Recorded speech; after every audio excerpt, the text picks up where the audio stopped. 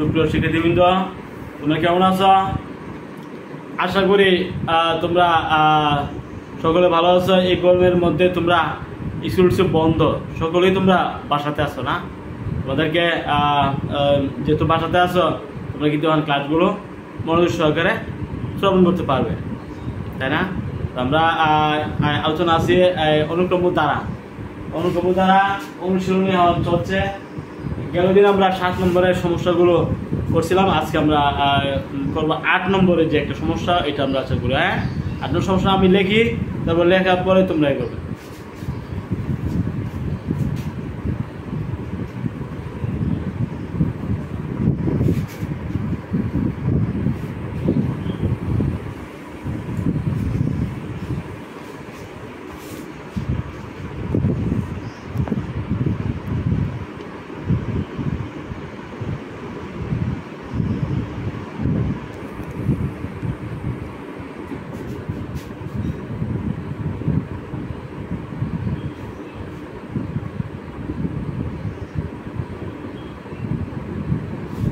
প্রথম, দ্বিতীয় ও দশম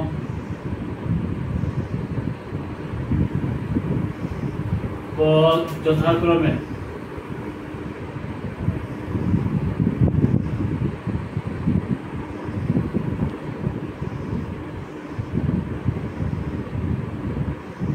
গুণোত্তর ধারা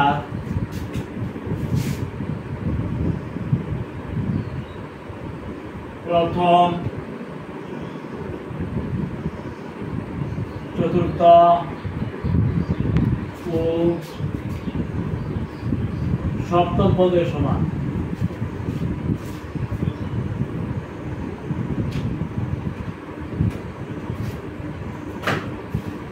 ক,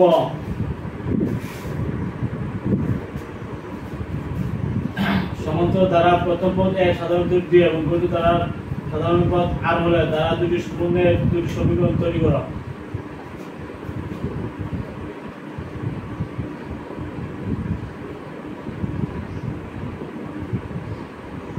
প্রথম পদ এ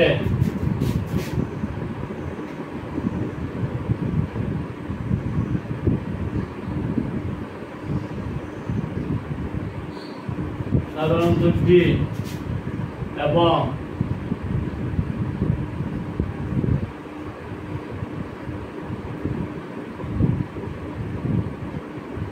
গুণোত্তর ধারার সাধারণ অনুপাত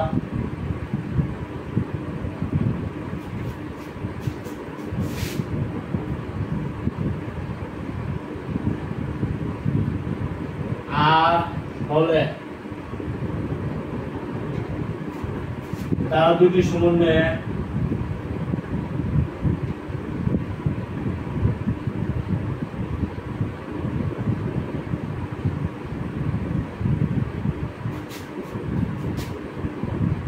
দুটি সমীকরণ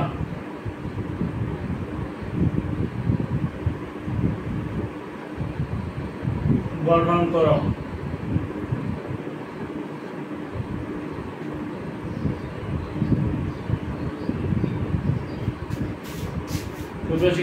আমরা প্রশ্ন কিন্তু আমি লিখছি, তোমরা একটু করো।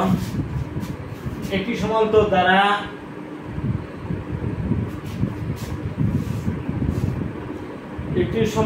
দ্বারা 29 দ্বারা হবে প্রথম, দ্বিতীয়, দশম পদ। প্রথম, দ্বিতীয় ও দশম পদ যথাক্রমে একটি গুণোত্তর ধারার প্রথম, চতুর্থ ও সপ্তম পদের সমান। আমি আবার বলছি, একটি সমান্তরাল ধারার প্রথম, দ্বিতীয়, দশম পদ যথাক্রমে একটি গুণোত্তর ধারার প্রথম, চতুর্থ ও সপ্তম পদের সমান। ক, সমান্তরাল ধারার প্রথম পদ এ নিতে হবে, সাধারণত ডি নিতে হবে, গুণোত্তর ধারার সাধারণ অনুপাত আর হবে, তারা দুটি সমন্বয়ে দুটি সমীকরণ গঠন করতে হবে। তাই এটা প্রথম পদ যেহেতু এ, তাহলে গুণোত্তর ধারার প্রথম পদ কিন্তু এ হই, তাই না? আর 2 ধারার প্রথম পদ কিন্তু সে, এর কিন্তু আমাদের উল্লেখ আছে। প্রথম পদ কত? এ। সমান্তর দ্বারারও প্রথম পদ এ এবং গুণিত দ্বারারও প্রথম পদ এ। এখন সমান্তর দ্বারার সাধারণ অন্তর দেওয়া আছে ডি, আর গুণিত দ্বারার সাধারণ অনুপাত দেওয়া আছে আর। দ্বারা দুটি সমন্বয়ে দুটি সমীকরণ গঠন। আমাদের শর্ত যদি আমরা মিলাই তাহলে দুটো সমীকরণ হয়ে যাবে, তাই না? আমরা লক্ষ্য করছি যে দ্বিতীয় সমান্তর দ্বারার দ্বিতীয় পদ হবে গুণিত দ্বারার চতুর্থ পদের সমান। প্রথম পদ তো আমরা সমান নেই, তাহলে সমান্তর দ্বারার দ্বিতীয় পদ হবে গুণিত দ্বারার চতুর্থ পদের সমান না?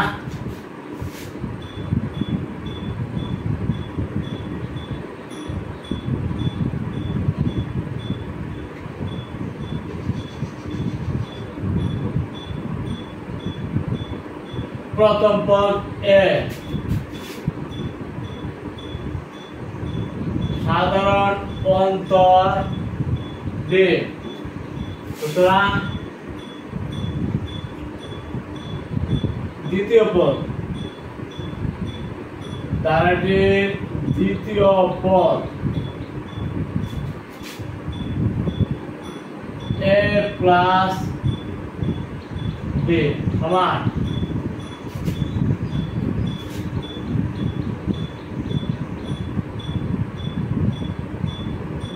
গুণোত্তর দ্বারার চতুর্থ পদ, তার মানে এ আর কিউব। চতুর্থ পদ হলে এ আর কিউব, আর সমান্তর দ্বারার দ্বিতীয় পদ হলে এ প্লাস ডি। দুইটা সমান, দুইটা কি সমান। এ প্লাস ডি সমান A R cube, a minus a r cube।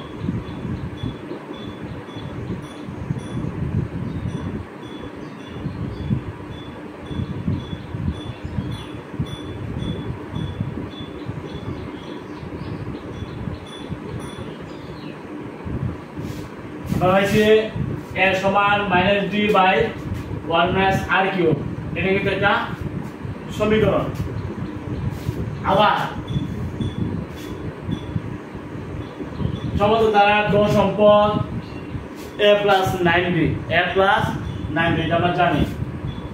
গুণিত দ্বারা সপ্তম পদের সমান, গুণিত দ্বারা সপ্তম পদ কি a টু দি পাওয়ার 6। আবার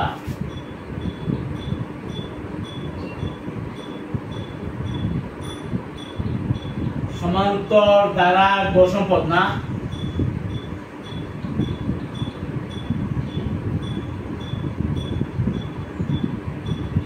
দশতম পদ সমান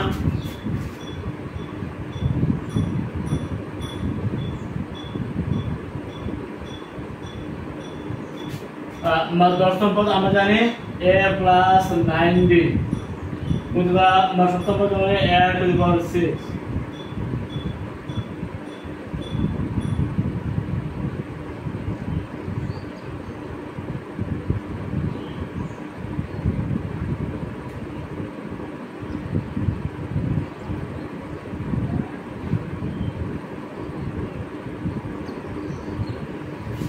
তারা বলছে যে এই যে দুইটা শর্ত থেকে দুইটা সমীকরণ গঠন করো।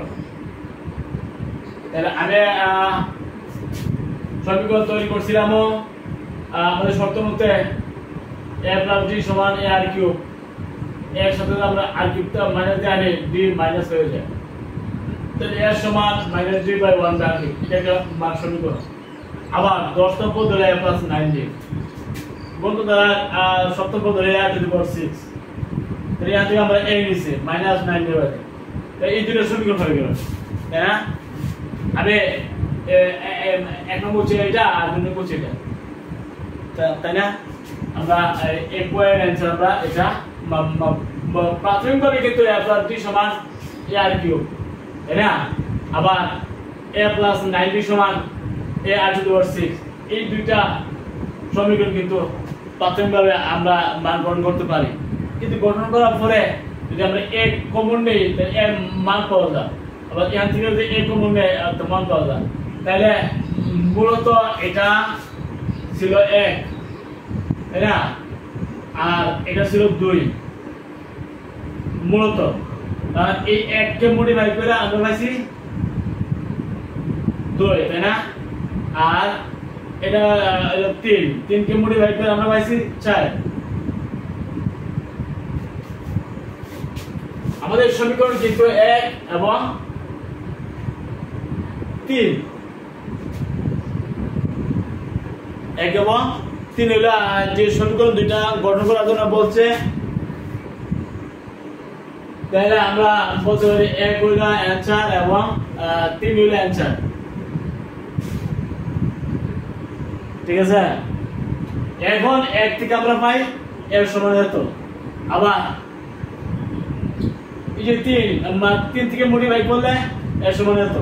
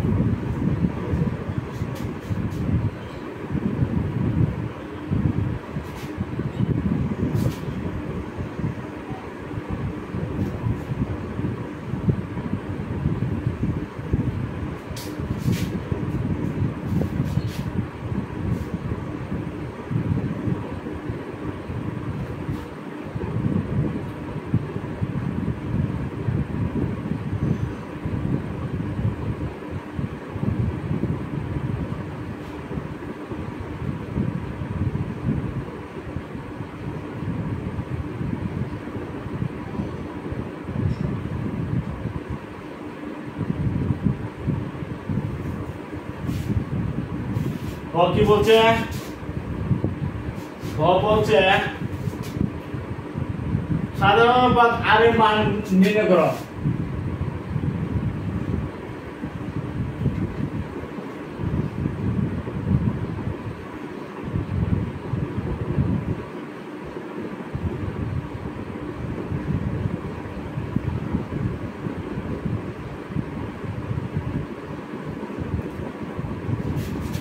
আর এর মান নির্ণয় করো। আর এর মান যদি আমরা নির্ণয় করতে চাই, আমরা লক্ষ্য করলাম যে 2 নং সমীকরণের মান হলো a, 4 নং সমীকরণের মান কিন্তু a। তার মধ্যে এই অংশ সমান এই অংশ 2 এবং 4 থেকে, 2 এবং 4 থেকে।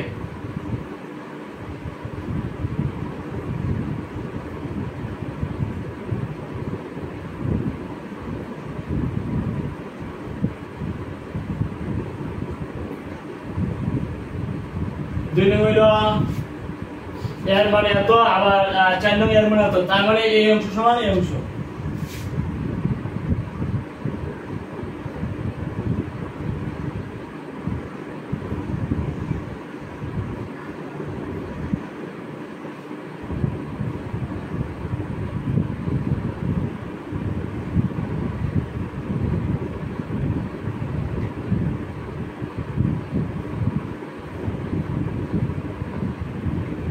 উভয় অংশ থেকে মাইনাস অংশ বাদ দিয়েছে এবং ডিও বাদ দিয়েছে, তাহলে পুরোপুরি গুণ করা।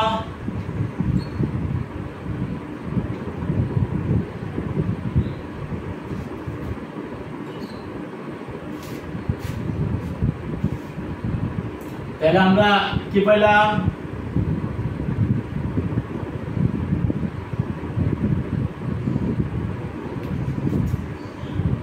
Minus R to the power 6 plus 9 R cube minus 8 समान 0।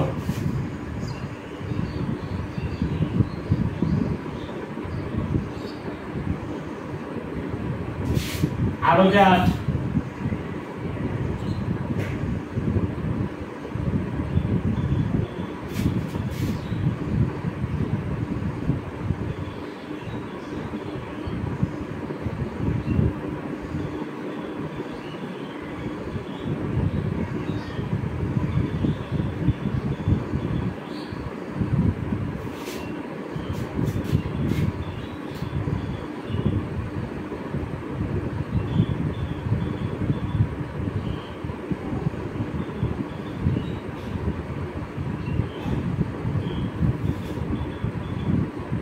আর আমরা পাশে 2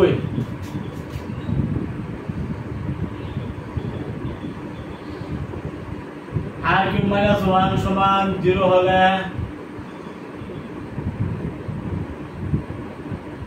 1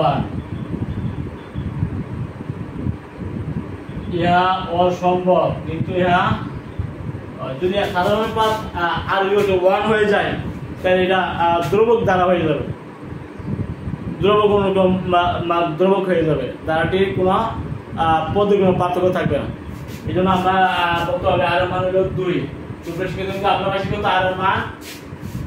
আর এর মান 2 পাই গেছি আমরা শুধু 2 নং এবং 4 নং সমীকরণ 2 নং সমীকরণের মান ছিল a 4 নং সমীকরণের মান ছিল a তাহলে আমি বলতে পারি এই অংশ সমান এই অংশ আমরা যদি d দ্বারা ভাগ করছি -1 দ্বারা ভাগ করছি মাইনাস চিহ্ন বাদ গেছে d ও বাদ গেছে 1 বাই এত আর 9 বাই এত কোনাগুনি গুণ করছি গুণ করে আমরা এর উৎপাদন করছি উৎপাদন করার পরে আর মান হইছে 2 আর মান হইছে 1 1 কিন্তু হবে না এইজন্য আর মান হলো 2 বুঝছো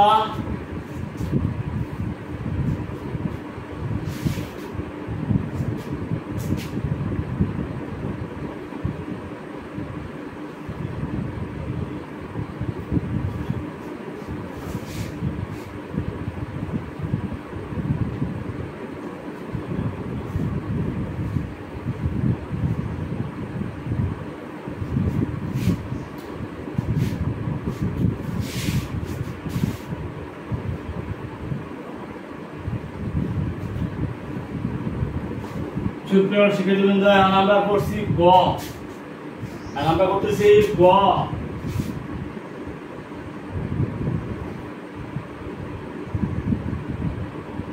গুণিত ধারাটির দশ সম্পদ 5120 হলে এও দিন নির্ণয় করা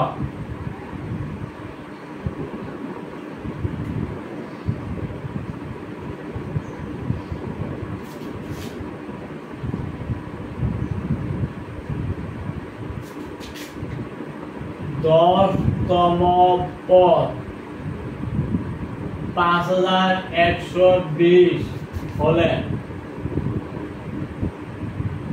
AOD এর মান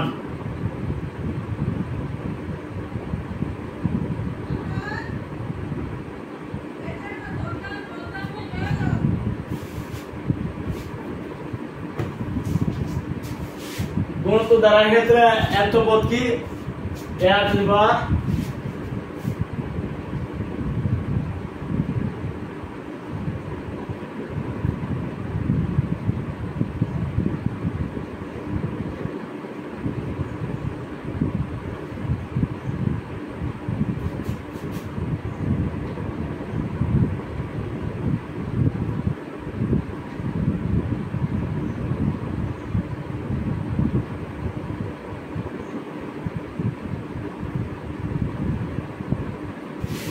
n-তম পদ r to the power n-1 সুতরাং 10তম পদ 10তম r to the power 10 - 1 সমান হইল 5120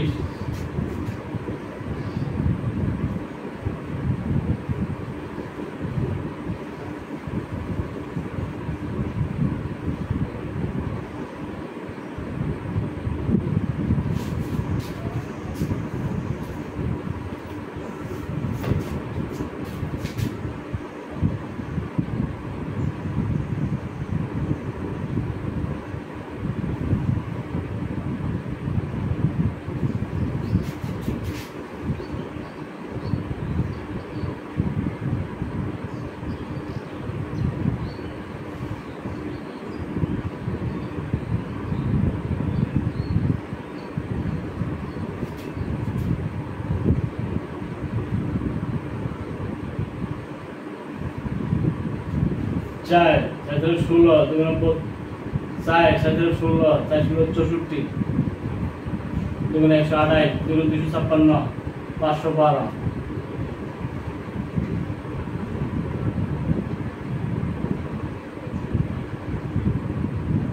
এর সমান আমরা পাইছি 10 এর সমান কত পাইছে 10 সমান্তর দ্বারা দ্বিতীয় পদ কত ছিল a প্লাস d গুণিত দ্বারা চতুর্থ পদ মানে a কিউব সমান ছিল না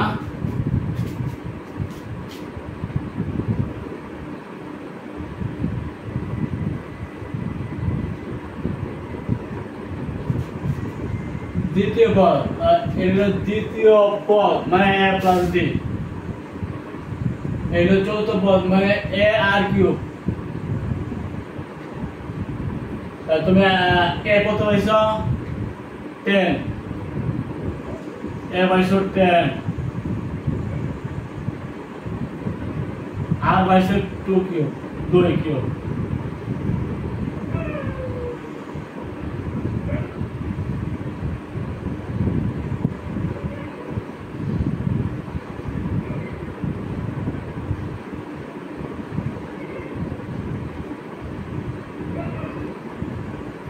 তাহলে d পাইছে কত 70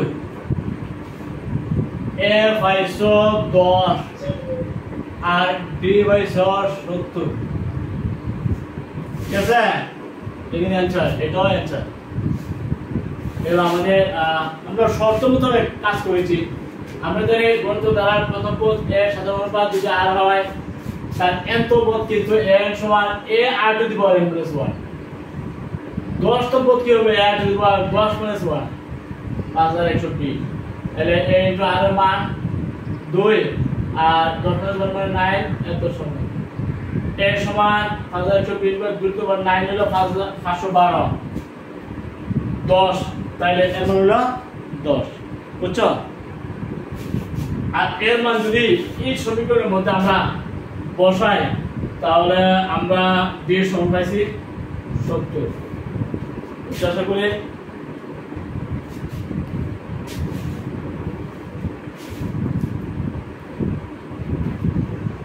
এখন আমরা করব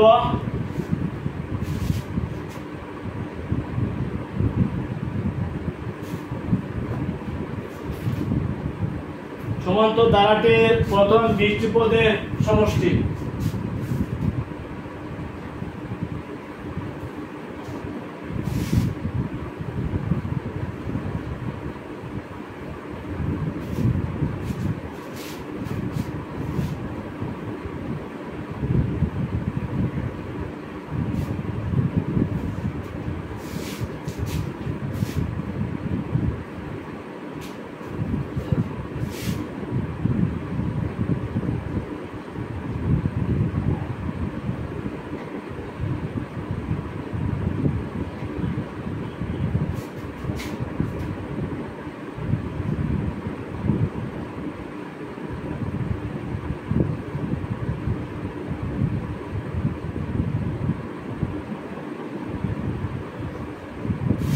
n সংখ্যক পদের সমষ্টি লিখেছেন n/2 into 12 plus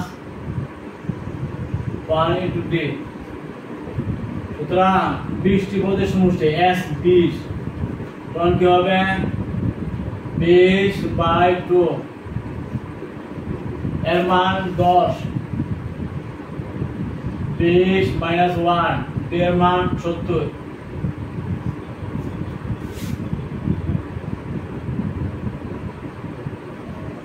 20 plus 19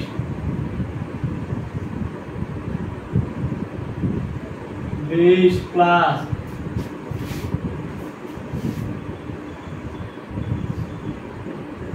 1330 1350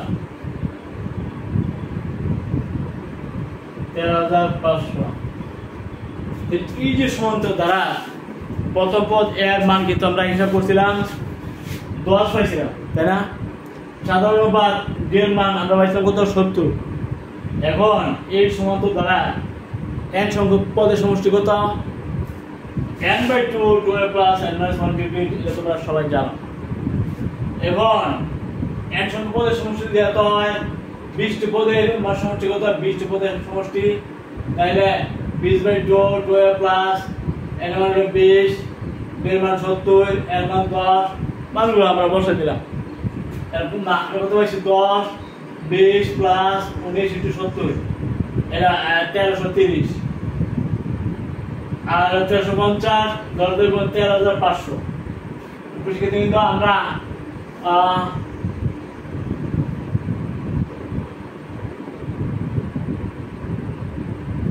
এটা হলো সমান্তর দ্বারা প্রথম 20 ত্রিভুজের সমষ্টি।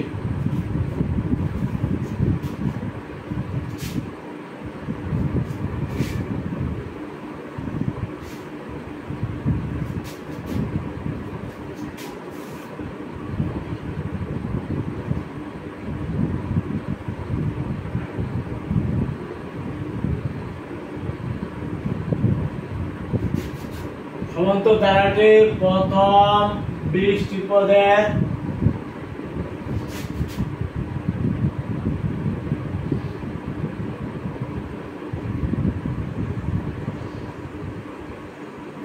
নির্ণয় করো।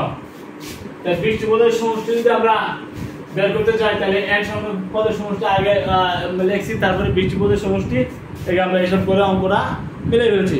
ঠিক আছে, এখন আমরা করব 9 নম্বর। সুপ্রিয় শিক্ষার্থীবৃন্দ, 9 নম্বর অঙ্কটা এখন করব।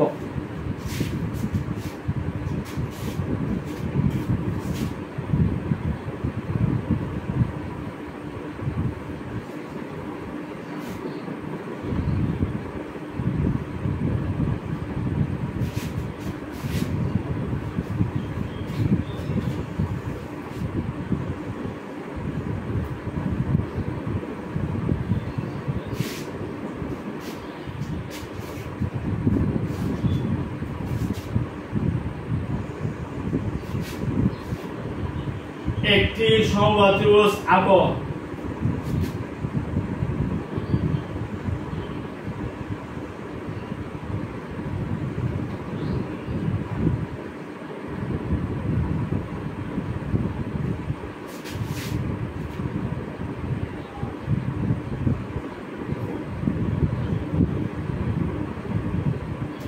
এর বাহুগুলো মধ্যবিন্দু সংযোগ করে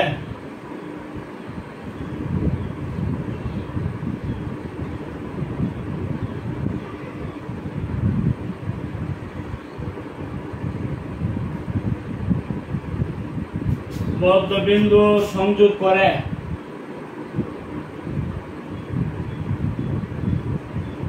আরেকটি সমবাহু ত্রিভুজ আঁকো।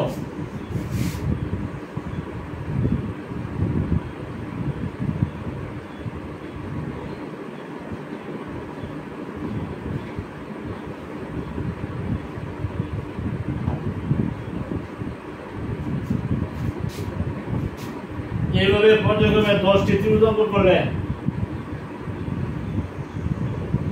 এইভাবে পর্যায়ক্রমে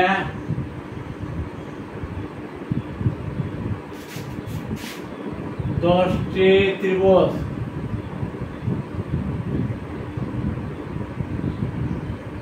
অঙ্কন করলে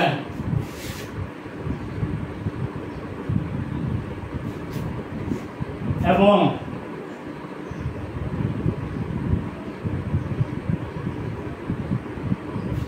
সর্ববহিস্থ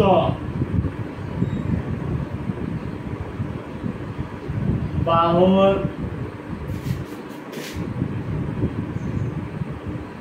দৈর্ঘ্য 64 মিলিমিটার হলে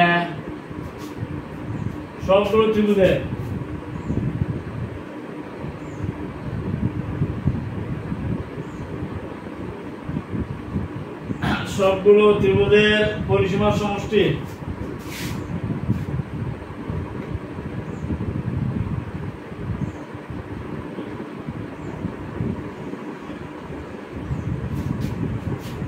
কত হবে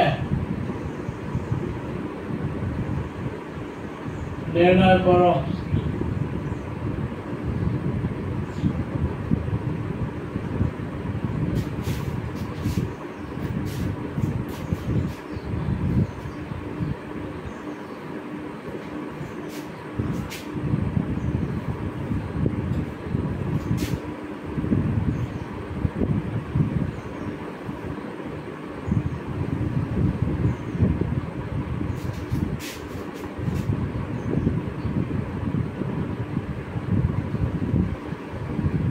এটা একটা সমবাহু ত্রিভুজ, বুঝছো?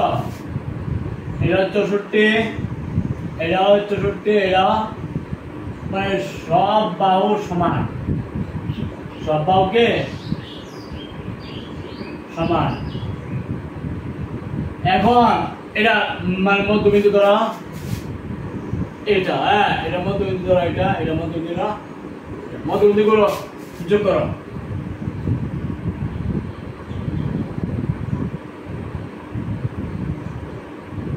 তাহলে এই সব যদি 64 হয় তাই এই অংশটা কত?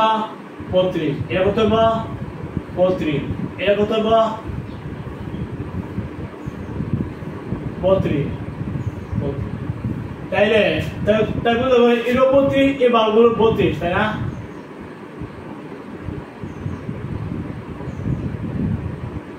এখন তাদের মধ্যে কিন্তু আবার নিলাম মনে করা, এটার মধ্যে এটা নিলা, মধ্যবিন্দুগুলো যোগ করা।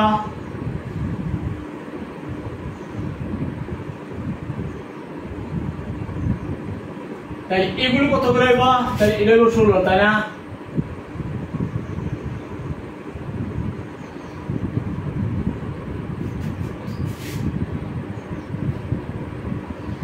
তাইলে এই বাহুগুলো কিন্তু 16 হয়ে গেল। আমরা কয়টা আঁকছি? 3টা। সবচেয়ে 64 মিলিমিটার বাহু বিশিষ্ট সমবাহু ত্রিভুজ কিন্তু আমরা আঁকছিলাম 64, 64, 64, তার মানে 64 মিলিমিটার বাহু বিশিষ্ট একটা সমবাহু ত্রিভুজ। এখন সেই 64 অর্ধেক হলো 32, 32, 32, 32, 32। সেই অর্ধেক নিয়ে বাহুগুলো মধ্যবিন্দু নিয়ে সেরা প্রতি বাহুর মধ্যবিন্দু নিলাম, এগুলো আবার যোগ করলাম, তার মানে প্রতিটা বাহু হয়ে গেল 32 করে। এটা 32, এটা 32, এটা 32, তাই না? মধ্যবিন্দুগুলো আবার যদি নেই তাহলে আমরা পাইলাম 16, 16, 16, 16, তার মানে বাহুগুলো হবে 16, 16। তাহলে বড় বাহুর বিশিষ্ট বড় ত্রিভুজের পরিসীমা কত হবে? 64 × 3, কারণ 64 3 বার, 1 2 3 বার। তারপর হলো মধ্যবিন্দু 32, বাহু বিশিষ্ট যে ত্রিভুজ তার পরিসীমা কত? 32, 32, 32, মানে 3 32 হলো 96, তাই না? বড় ত্রিভুজের পরিসীমা হলো 64, 64, 64, মানে 192 মিলিমিটার। দ্বিতীয় বড় ত্রিভুজের পরিসীমা হলো 32, 32, 32, তার মানে 3 96 মিলিমিটার। তৃতীয় তার বাহুগুলোর মধ্যবিন্দু নেওয়ার পরে যে ত্রিভুজটা আসলো এটা হলো 16, 16, 16, তার মানে 48 মিলিমিটার। আমরা বলবো 192 বড় ত্রিভুজের পরিসীমা হলো 192, দ্বিতীয় বড় ত্রিভুজের হলো 3 196, তৃতীয় ছোট ত্রিভুজের পরিসীমা হলো 348, তাই না? এটা একটা দ্বারা হবে। এরকম 10টি ত্রিভুজ তোমরা কল্পনা করতে পারো, এরা বই দেওয়া আছে। সমবাহু ত্রিভুজে আঁকো, আমরা আঁকছি। বাহুগুলোর মধ্যবিন্দু সংযোগ করে, বাহুগুলোর মধ্যবিন্দু সংযোগ করে আমরা একটা ত্রিভুজ আঁকছি। সমবাহু ত্রিভুজ আঁকো, আমরা আঁকছি। এইভাবে পর্যায়ক্রমে 10টা ত্রিভুজ আঁকবা, তারপর আমরা আরেকটা আঁকছি, না? সমবয়স্ক প্রতিবাহুর দৈর্ঘ্য হলো 64, সমবয়স্ক যে প্রতিবাহু 64, 64, 64, যে হচ্ছে সমবাহু ত্রিভুজ। এখন সবগুলো ত্রিভুজের পরিসীমা, প্রত্যেকটা ত্রিভুজের পরিসীমা নিবা। বড় ত্রিভুজের পরিসীমা কত? 64, 64, 64, মানে 192। দ্বিতীয় বড় ত্রিভুজের পরিসীমা হলো 32, 32, 32, তার মানে 96 মিলিমিটার। তৃতীয় সমবাহু ত্রিভুজের পরিসীমা হলো 16, 16, 16, তার মানে 48, 348 মিলিমিটার। তাহলে এই তিনটা ত্রিভুজ সমবাহু ত্রিভুজ আমরা আঁকলাম, তাদের পরিসীমা আমরা নিলাম। এখন এরকম 10টা ত্রিভুজ যদি আঁকা হয় 10টা, তাহলে মোট পরিসীমার সমষ্টি কত হবে? এটা আমরা এইসব করে বের করব।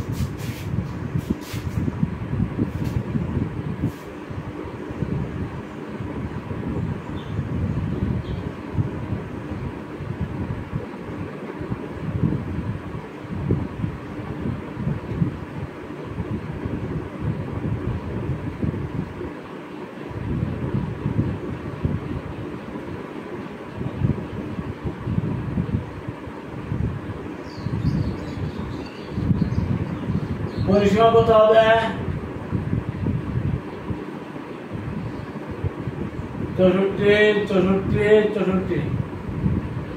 192 মিলিমিটার।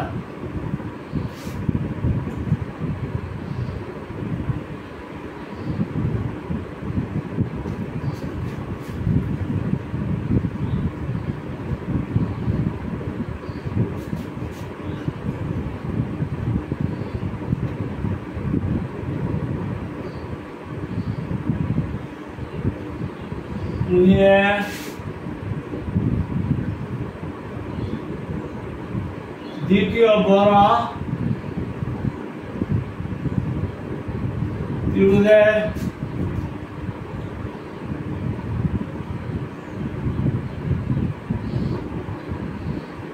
দৈর্ঘ্য হবে 32 32 32, যেহেতু মধ্যবিন্দু নিয়ে।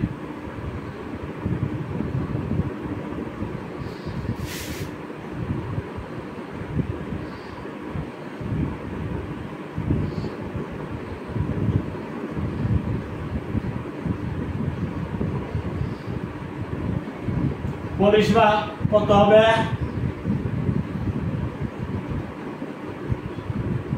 32 32 32, 96 মিলিমিটার।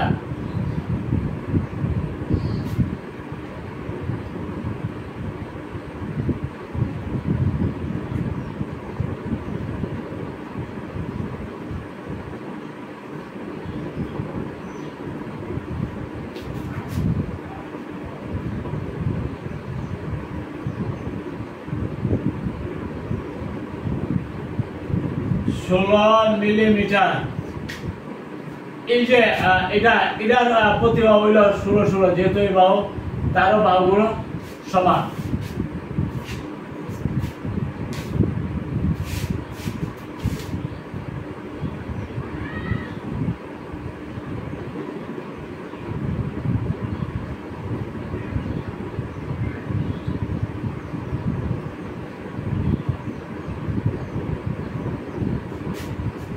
পরিসীমা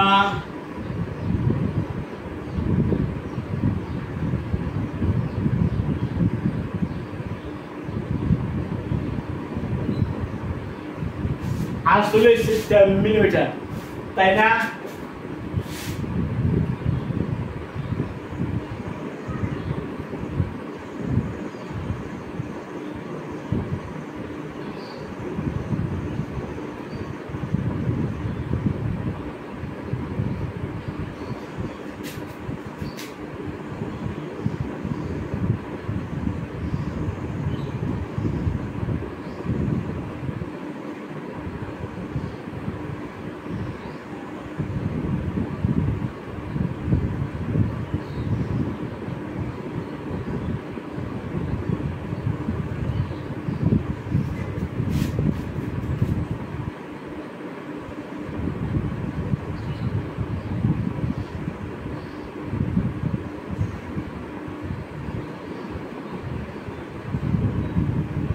প্রদত্ত ধারাটি হবে একটি গুণোত্তর দ্বারা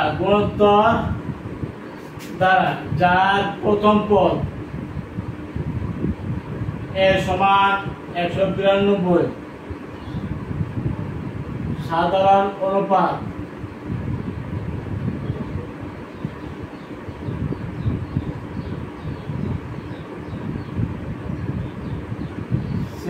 বা মানে হাফ। তাহলে আমরা যদি n সংখ্যক গুণোত্তর দ্বারা n সংখ্যক পদের সমষ্টি হবে a × 1 - r to the power n by 1 - r।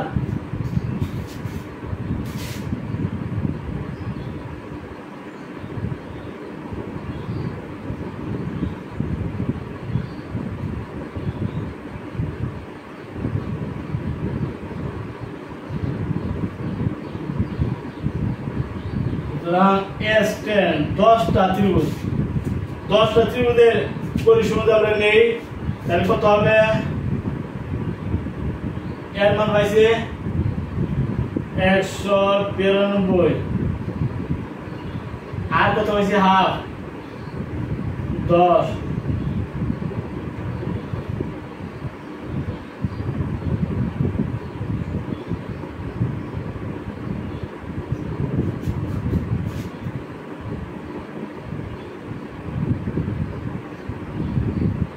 192 ভাগ হলো হাফ।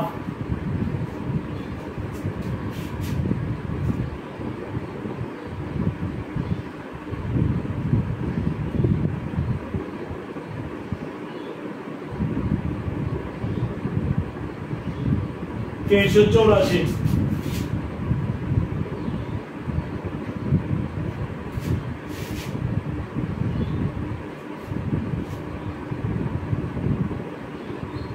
হাজার 24।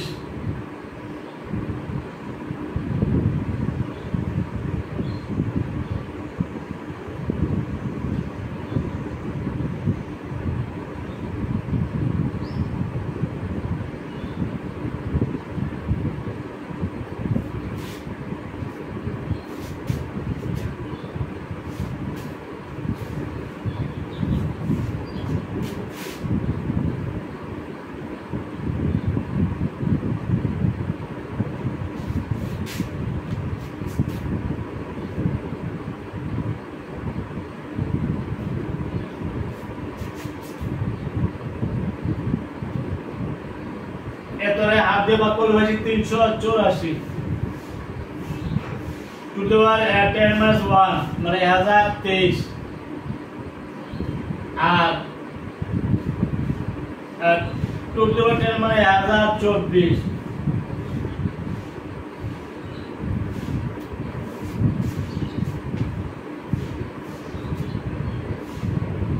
এটা আমাদের রেজাল্ট।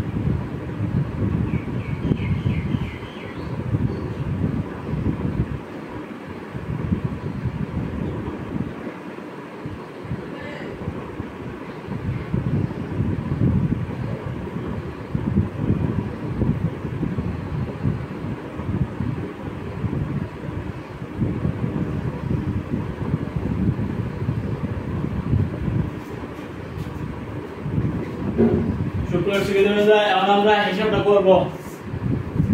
আমরা হিসাবটা করব 384 ইনটু 1023 ভাগ 383.625।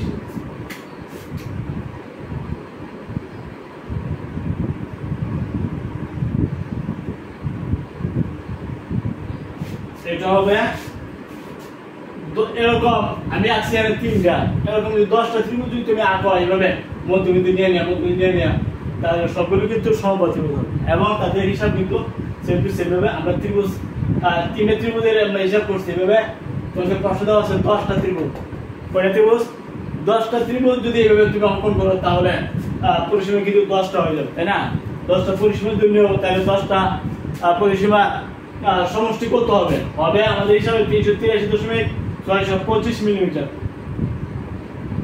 ঠিক আছে, এভাবে কিন্তু তোমরা করবে। আমরা আমাদের প্রথমে দেওয়া আছে প্রতি বাহুর দৈর্ঘ্য কিন্তু 64 মিলিমিটার, তাই না? মধ্যবিন্দু নিচ্ছি তাহলে 32 কিন্তু মধ্যবিন্দু। এখন এই মধ্যবিন্দুগুলো আমরা যোগ করি সেগুলো কিন্তু হবে 32 করে, তাই না? 32 সেগুলো মধ্যবিন্দু আমরা নিই মধ্যবিন্দু আবার নিই তখন হবে 16 করে, প্রতি বাহু হবে 16। তাইলে এই ছোট ত্রিভুজের পরিসীমা কত হবে? 348। দ্বিতীয় বড় ত্রিভুজের পরিসীমা কত হবে? 32 মানে 96, তাই না? 96। আর তৃতীয়টা হবে 16 মানে 48। তাইলে এই তিনটে ত্রিভুজের হিসাব করছি আমরা 192। হ্যাঁ, দ্বিতীয় রেখার হলো 96, তৃতীয় রেখার হলো 348। এটা কিন্তু চলছে। এখন যার প্রথম পদ এবং এটা হিসাব করে দেখা গেল যে এটা একটা গুণিত দ্বারা, এটাকে একটা তার প্রথম পদ হলো 192 সাধারণ অনুপাত 96 কে 192 দিয়ে ভাগ দিলে হাফ, আবার 48 কে 96 দিয়ে ভাগ দিলে হাফ, তার মানে এটা সাধারণ অনুপাত সেম, অর্থাৎ এটা গুণিত দ্বারা। তাইলে প্রথম পদ আমরা নিয়েছি দেওয়া আছে, সাধারণ অনুপাত 8 নিয়েছি, দ্বিতীয় পদ ভাগ প্রথম পদ, তার মানে হাফ। এখন সাধারণ অনুপাত আমরা পাইছি, প্রথম পদ পাইছি। এখন n সংখ্যক পদের সমষ্টি হলো n * 1 - n / 1 - r। তাহলে 10টি এরকম পরিসীমার সমষ্টির মান কত হবে? 10টা। তাহলে m আমরা বসাইছি 192, 1 আর এর মান আমরা পাইছি হাফ বসাইছি, n এর মান হলো 10, n এর মান 10, 1 আর হলো হাফ। তাহলে 1 হাফ মানে হাফ, 192 ভাগ হলে হাফ, 192 হাফ দিয়ে ভাগ করলে 384 আমরা বলতে পারি। আর এখানে 1 + 2 to the power 10, তাহলে লসাগু হলো 2 to the power 10 minus 1, আর নিচে হলো 2 to the power 10। আর এটা তো আমরা 384 লিখে রাখছি। তাহলে 2 to the power 10 minus 1 হলো 1023, 2 to the power 10 হলো 1024। তাহলে 384 তো ভাগ 1024 করলে 383.625 হয়। অর্থাৎ এই 10টি এরকম পরিসীমা নিলে এরকম 10 সমবাহু ত্রিভুজ নিলে মধ্যবিন্দুগুলো দিয়ে দেয়া, তাহলে হবে 383.625 মিলিমিটার। আশা করি তোমরা এটা বুঝতে পারছো সবাই।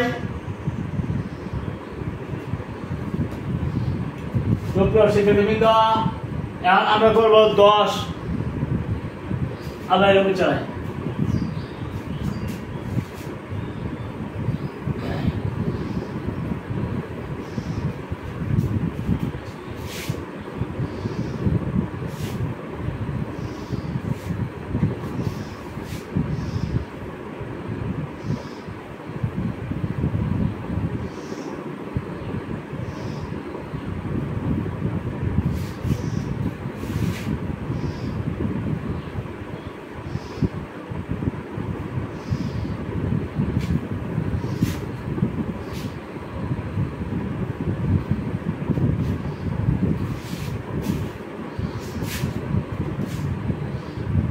আর একটু পরে আজকে আমরা ক্লাস শেষ করে দেবো, এই চ্যাপ্টার ইনশাআল্লাহ শেষ হয়ে যাবে 10 নম্বর।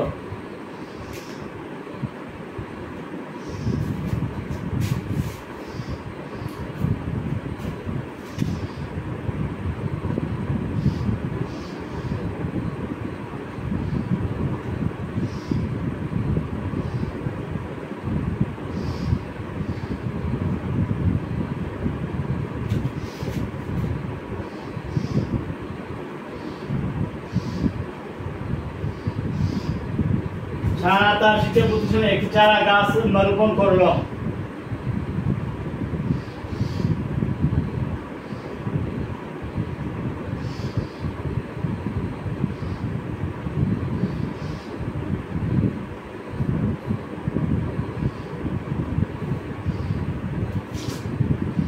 এক বছর পর চারা গাছটি উচ্চতা 1.5 ফুট হলো।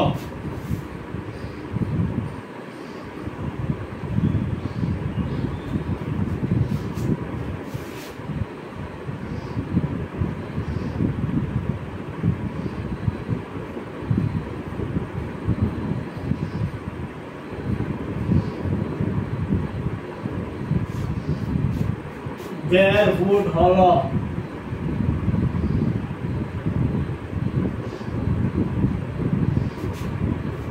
পরবর্তী বছর এর উচ্চতা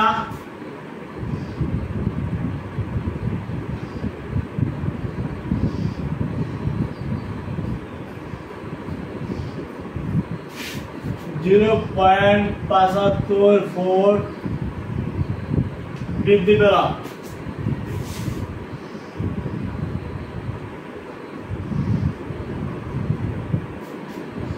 প্রতি বছর গাছের উচ্চতা পূর্বে বছরের বৃদ্ধিপ্রাপ্ত উচ্চতা এত বছর বাড়ে।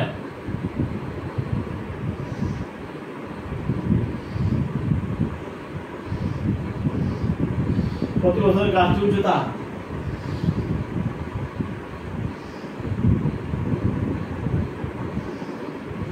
উচ্চতা বলবে বছরে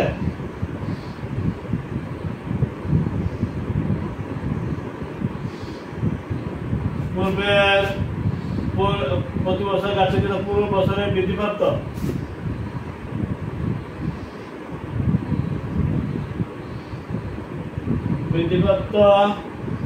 উচ্চতার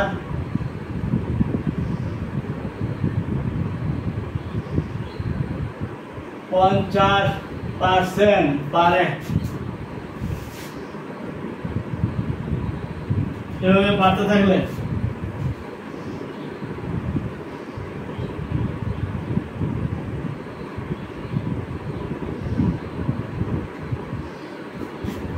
বিশ বছর পরে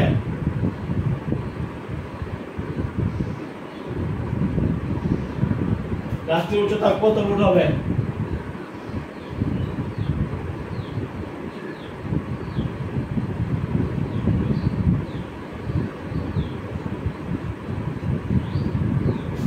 শিক্ষার্থীবৃন্দ, আমরা চারা তার শিক্ষা প্রতিষ্ঠানে একটি চারা গাছ রোপণ করলো। 1 বছর পর গাছটির উচ্চতা 1.5 ফুট হলো।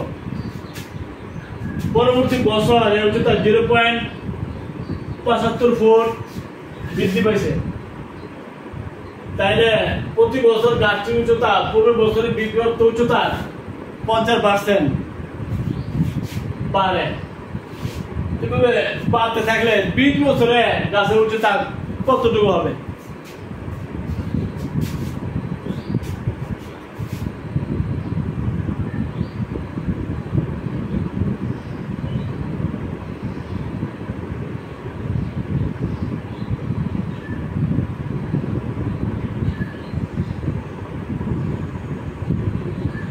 Therefore, প্রশ্ন মতে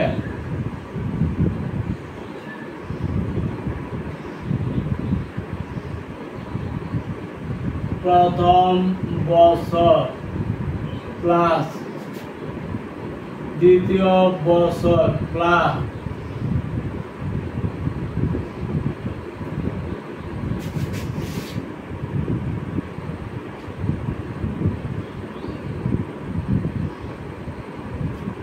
প্রথম বছর হলো আমাদের 1.5 ফুট, তাই না? প্লাস দ্বিতীয় বছর হলো এত বাড়ছে, তৃতীয় বছর এটা 50%। সূত্র শিখে দিন তো।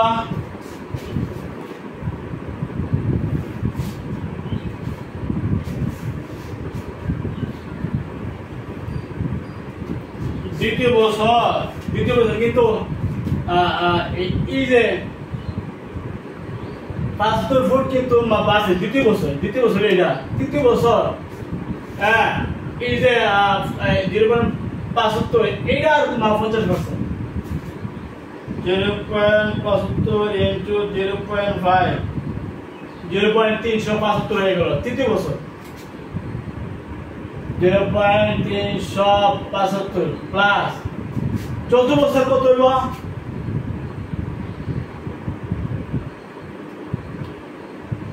এটা 50%, তাই না? into 0.5 কমে 0.1875। এইভাবে কিন্তু এটা বাড়তেছে, তাই না?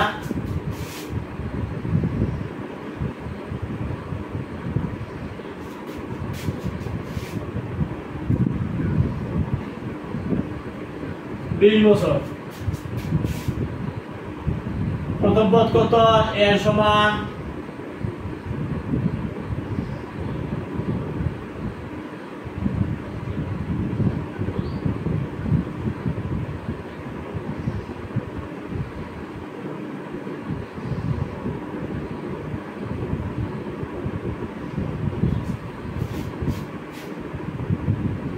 (0.75 দেন 0.5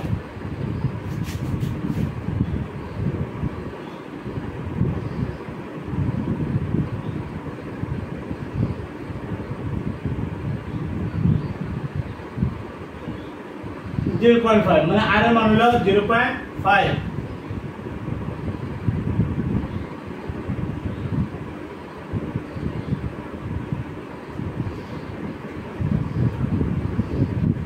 0.5 তাহলে r এর মান কত পাইছি 0.5 সাধারণ অনুপাত এবং কত পদে তো বাদ করে আমরা লক্ষ্য করলাম কি তাদের সাধারণ অনুপাত কিন্তু সেম তার মানে এই যে দ্বারা গঠন করলো এই যে গাছের বৃদ্ধি সেটা একটা গণিত দ্বারা হয়ে গেল তাই না কত হবে 20 বছর যদি বৃদ্ধি পায় 20 বছর পরে গাছের উচ্চতা কত হবে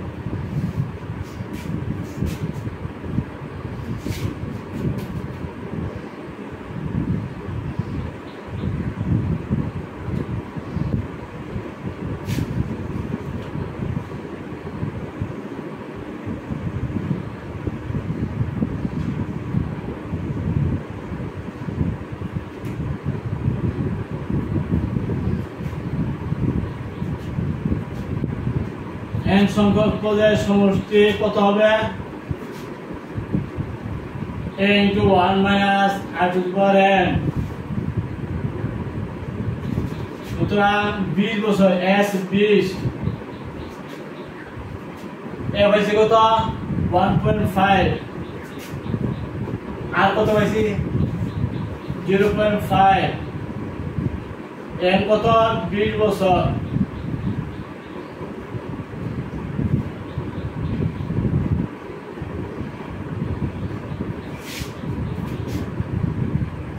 One minus 0.5 minus 0.5 1.5 0.5 to the power 20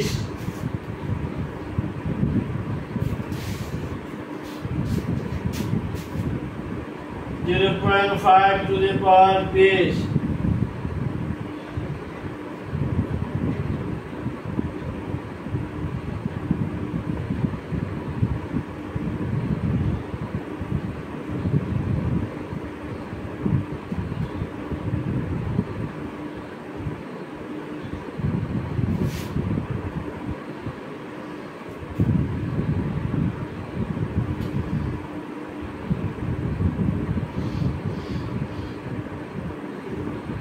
1 minus আমরা একবার লিখে লাই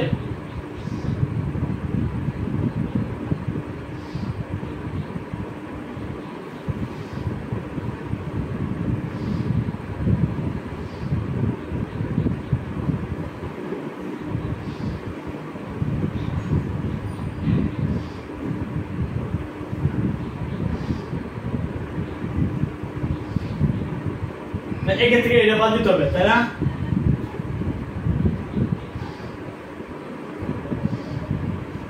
एक बियोग एतो एक बियोग 0.5 टू 20 একবার লিখা রাখ এক বিয়োগ 0.5 টু দি পাওয়ার 20 এক 0.9 মানে 9 0.9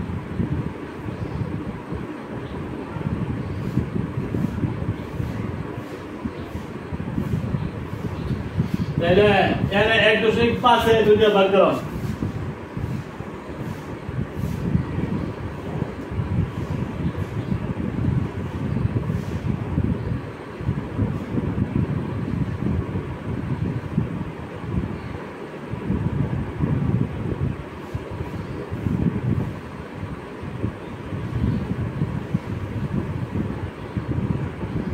যদি সুমিক 9 এত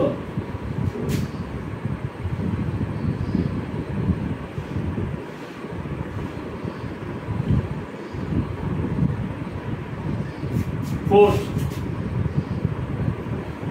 তাহলে 3 ফুট 2.9 এত মানে 3 ফুটের কাছাকাছি তার মানে 20 বছর পরে গাছটা যদি এইভাবে বাড়ে 1.5 ফুট থেকে 0.75 ফুট করে যদি বাড়ে পরবর্তী বছর যদি এইটা এই পিটিটা 5% 50% করে বাড়ে তাহলে কিন্তু কত হয়ে যাবে এইটার 50% তার মানে এত আবার এইটার 50% তার মানে এত এগুলো কিন্তু এরকম বাড়বে 20 বছর এখন প্রথম পদ এ হইল 1.5 সাধারণ অনুপাত আর বেশি কত 0.5 আমরা জানি গণিত দ্বারা ক্ষেত্রে n সংখ্যক পদের সমষ্টি Sn সমান a into 1 minus r divided n by 1 minus r S 20 মানে 20 এরকম 20 বছর যদি বাড়ে তাহলে পদ হবে কটা 20টা পদ কটা হবে 20টা তাহলে 20টি পদের সমষ্টি কত হবে এবং 1.5 আর 0.5 এবং এর মানে 20 বছর 20 তাহলে আমরা কত পাইছি 1.5 ভাগ হলো 0.5 একের থেকে 0.5 টু দি পাওয়ার 20 বাদ একের থেকে 0.5 টু দি পাওয়ার 20 আমরা বাদ দিলে আসে 0.999 এত 1.5 এর এত দিয়ে ভাগ দেওয়ার পরে ভাগফল করে এটা দিয়ে গুণ দিলে তুমি পাইবা 2.1 এত তাহলে এটা 3 ফুটের কাছে আছে অর্থাৎ 20 বছর যদি এই গাছটা 1.5 ফুট থেকে 0.5 ফুট বাড়ে এর পরবর্তীতে যদি প্রতি বছর 50% করে বাড়ে তাহলে 3 বছর পরে গাছটা 20 বছর পরে গাছটা হবে 3 ফুট গাছটা কত বড় হবে আমরা বলছি 2.9999 মানে 3 এর কাছাকাছি যেন আমরা 3 বলতে পারি 3 এর কাছাকাছি মানে 3 প্রায় অর্থাৎ 20 বছর পরে গাছটা হবে 3 ফুটের কাছাকাছি প্রায় 3 ফুট ঠিক আছে আমি অনেক অভিনন্দন তোমাদের যে আজকে আমাদের এই চ্যাপ্টার শেষ হয়ে গেল আমি এই চ্যাপ্টারে অনুক্রম আমার দ্বারা তোমাদের বিভিন্ন পৃষ্ঠায় কাজ একক কাজ দলীয় কাজ জোড়াই কাজ মানে উদাহরণ তারপরে এই যে অনুশীলনের যে অঙ্কগুলো 1 থেকে এই শুরু করে আমরা 9-10 পর্যন্ত ইনশাআল্লাহ আসতে পেরেছি আল্লাহ পাকের অসীম মেহেরবান যে তোমাদের পাশে থাকতে পেরেছি আমি অনেক নিজেকে আল্লাহর দরবারে ধন্য মনে করছি আরও ধন্য মনে করবো যদি আমার এই ক্লাসটুকু তোমরা কিছু হলেও উপকার পাও মহান আল্লাহর দরবার আমার জন্য সবাই দোয়া করবে যাতে আল্লাহ পাক আমার বলতুটি ক্ষমা করে দিলেন তো প্রত্যেকেই ভালো থাকো প্রত্যেকের উন্নতি শান্তি সমৃদ্ধি কামনা করে এখানে বিদায় নিচ্ছি আলহামদুলিল্লাহ আসসালামু আলাইকুম